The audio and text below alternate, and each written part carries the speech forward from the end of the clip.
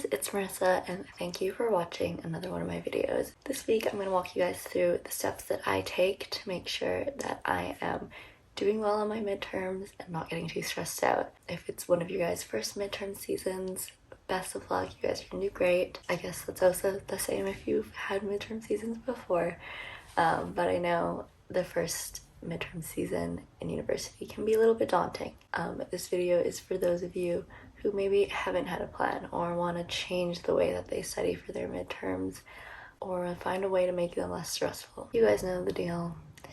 Thank you so much for watching. Don't forget to like and subscribe. I post my videos every Monday, so make sure to turn on the notifications so you guys know when I post. But anyways, let's do this.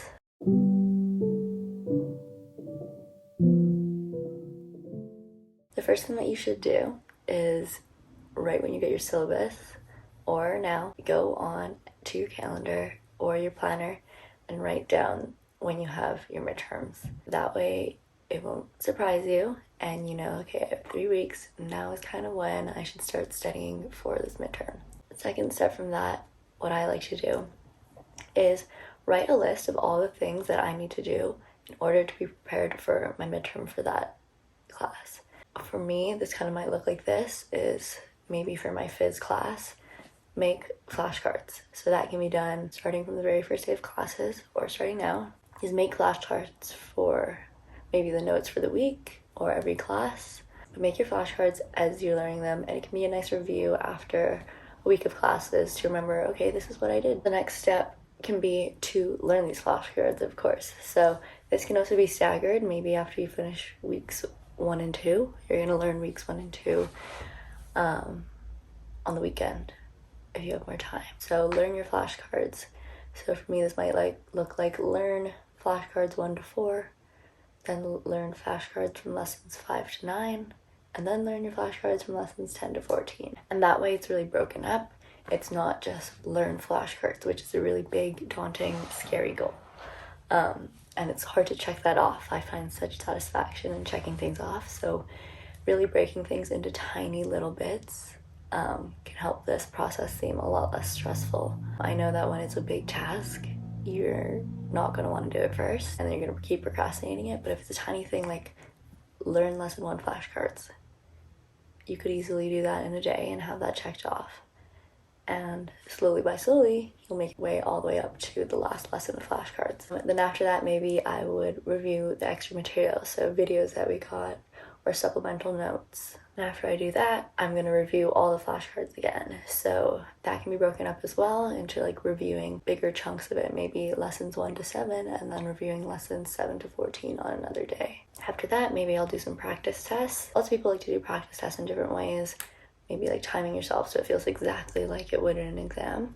But I like to do practice tests and then go through and mark that practice test and see what I got wrong and annotate on the practice test what I did wrong, why the other answer is the correct answer, and really highlight some concepts that I'm maybe not understanding so that I can come back to them after. I like to save sometimes a little bit of the practice test for later. It really depends on kind of how the first one goes. Once you kind of go through all the practice tests, review the concepts that you had difficulties in the different ones, then you can go through and take a couple of the more difficult ones again. This one I don't like doing as much because you kind of know the questions, and I'm really good at memorizing questions but maybe not learning them. It's really important to just make sure that you're reviewing your concepts that you got wrong and really take the mistakes that you learned when you were annotating your practice tests and take that as a hint that that's the concepts you're not getting, and that's what you could get wrong when you write the final exam or your midterm. So that's kind of like an example of the things that I would put on my list of things to do. And then the next thing you do is make a schedule. This schedule, of course, includes when your exams are. And then what I like to do is take when the exam is, so say it's on like the 25th for me, and then I'll go backwards. So I'll start at the bottom of my list of things to do for each exam and schedule it into a day by day. So I'm not going to choose like a big task like for the week. I want to learn these flashcards and then do these practice tests because that's really daunting and I'm not going to get to that. So break it down to every day. So every day for phys, I'm going to do this. I'm going to do this. And then you're also going to want to take into account your other midterms. So if I have one 5 days after my first phys exam, I'm going to want to take into account that when I'm scheduling the stuff for maybe my path exam 5 days after my phys exam, that the days before my phys exam, I want to focus on phys. So when I'm scheduling my path exam stuff, I want to go studying everything for path. I had my phys exam here, and then those 2 days before that phys exam, I'm not studying any path. Maybe after your phys exam, since you haven't studied path in the last like 2 days, you're gonna want to put like a review flashcards again, just to re-jog your memory, and then continue on. By taking into account all your exams and making tiny little tasks, you're not overwhelming yourself. You're preparing yourself to not be as stressed and busy for when those days coming up to their midterms are. Sometimes it can look a little scary when you're looking at the whole month calendar, seeing that like, oh shit, every day I have like 8 things to do. But when you do it day by day and you just go through your calendar, like, okay, schedule today, I have to do this, this, and this. One thing per class, maybe, the midterms that I have. And then it's really not as bad. And then another thing to do going forward after you have made your schedule with all your midterms and the stuff you have to do for your midterms, be flexible.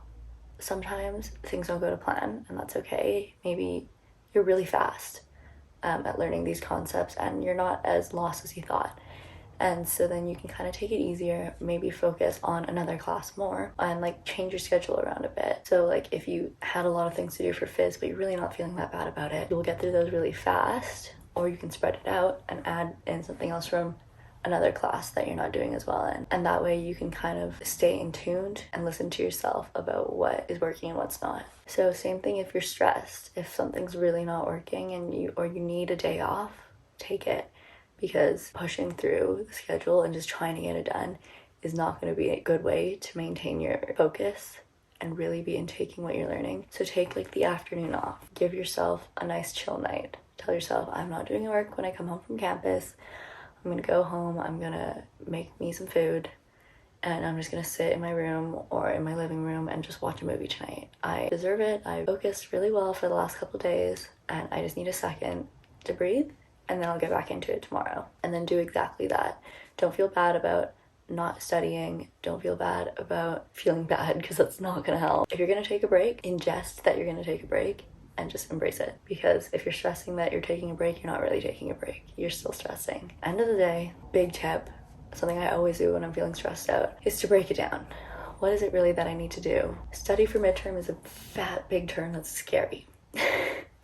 Like, okay, and that includes what? You know, but if you break it down into like every little thing that you need to do and really micromanage it, then it doesn't seem as daunting. That is how I study for my midterms, and hopefully that helps you guys think of some ideas about how you could study for yours. Overall, like, they do get easier, especially I don't think they get easier because of the content.